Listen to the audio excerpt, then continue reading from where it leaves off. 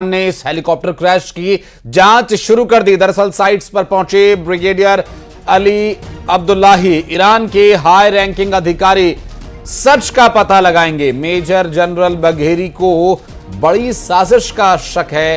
राष्ट्रपति का हेलीकॉप्टर आखिर कैसे क्रैश कर गया और क्या गड़बड़ी थी, इसकी अब जांच की जा रही है। और इस दुर्घटना के बाद ईरान ने 5 दिन का शोक रखा है, लेकिन इस बीच ईरान और इजराइल के कैंप फिर से एक्टिव हो गए हैं।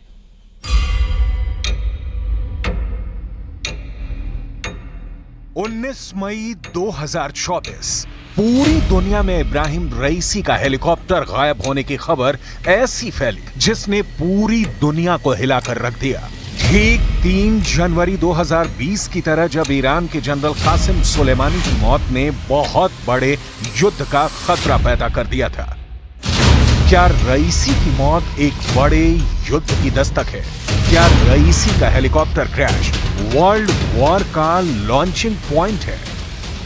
बात बहुत गंभीर है क्योंकि एक देश के राष्ट्रपति की मौत हुई है। रईसी की मौत ईरान के अंदर हुए हेलीकॉप्टर हादसे में हुई और सुलेमानी की मौत बगदाद में अमेरिका के ड्रोन हमले में हुई। 4 साल के अंदर ईरान को ये 2 बहुत बड़े हाई प्रोफाइल सदमे लगे हैं, जिससे ना ईरान के दोस्त अलग रह सकते हैं और ना ही ईरान के दुश्मन। क्या ये वाकई ईरान में सुलेमानी पार्ट 2 है? एक तरफ ईरान की मिलिट्री लीडरशिप पर हमला हुआ और अब ईरान की पॉलिटिकल लीडरशिप का अंत हो गया। जिस हेलीकॉप्टर में इब्राहिम रईसी सवार थे, उसमें उनके विदेश मंत्री हुसैन आमिर अब्दुल्लाहियां भी थे, यानी प्रेसिडेंट भी खत्म और विदेश मंत्री की भी मौत।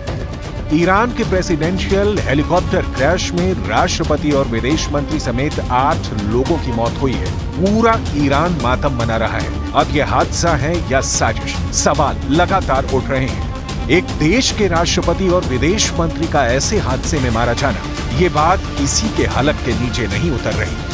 जब गाजा में 8 महीने से जारी इजराइल की बमबारी में 35,000 से ज्यादा लोगों की मौत हो चुकी है और उत्तरी बॉर्डर पर लेबनान की तरफ से हिजबुल्लाह इजराइल पर हमला कर रहा है, तब ईरान की लीडरशिप का सीधा मुकाबला इजराइल और अमेरिका से भी हो रहा है। दोनों कैंप एक दूसरे को एक आंख नहीं पसंद करते। एक तरफ बाइडन, नेतन्याहू और उनके नेटो के दोस्त, तो दूसरी तरफ हमास चीफ इस्माइल हानिया के साथ हिजबुल्लाह और ईरान की लीडरशिप खड़ी हुई है। इनके साथ रूस भी है और चीन भी खड़ा है।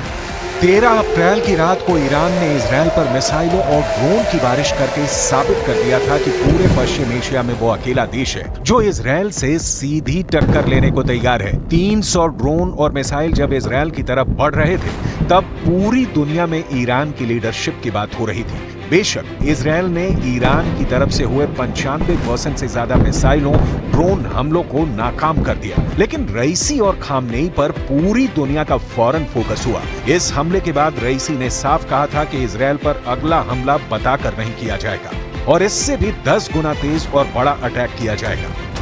तब भी दुनिया 2 खेमों में बंट गई। ईरान और इजराइल कैंप आमने सामने आ गया, लेकिन अब इनमें से 2 लोग, यानी ईरान के राष्ट्रपति इब्राहिम रईसी और विदेश मंत्री हुसैन आमिर अब्दुल्लाहियां की मौत हो चुकी है। सवाल है कि क्या यह हेलीकॉप्टर हादसा एक बड़े युद्ध की शुरुआत बन सकता है?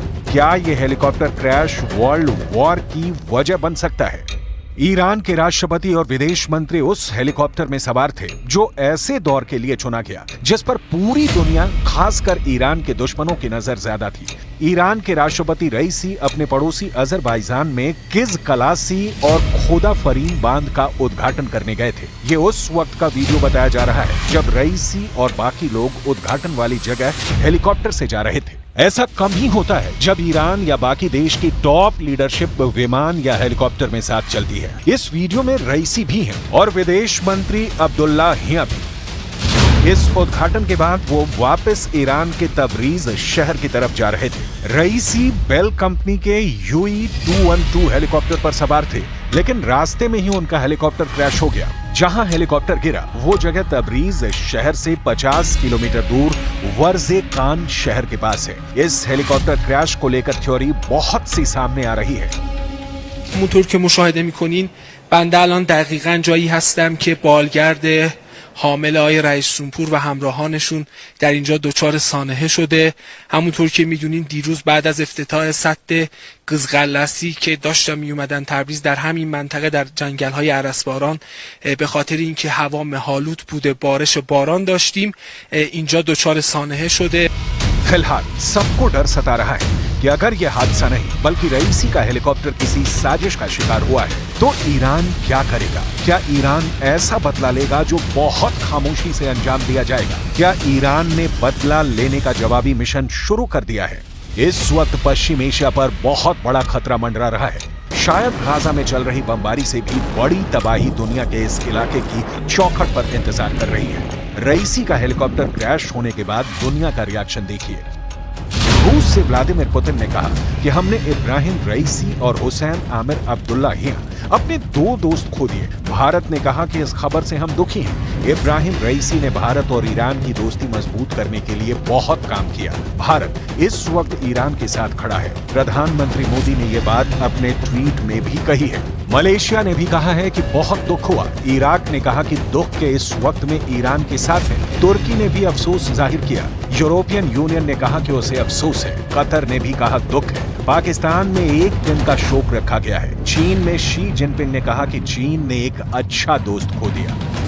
लेकिन आंसू गाजा के हमास और यमन के हूथी ने भी बहाए हैं और यहीं से रईसी की मौत के बाद अगले कदम का इशारा मिलने लगा है। अगले कुछ दिनों में ईरान के एक्शन से बहुत बात साफ हो जाएगी। लेकिन यह एक्शन इस बात पर निर्भर करेगा कि रईसी की मौत हादसा है या फिर एक ऐसी साजिश जिसके बाद युद्ध पर फुल स्टॉप लगाना मुश्किल हो जाएगा।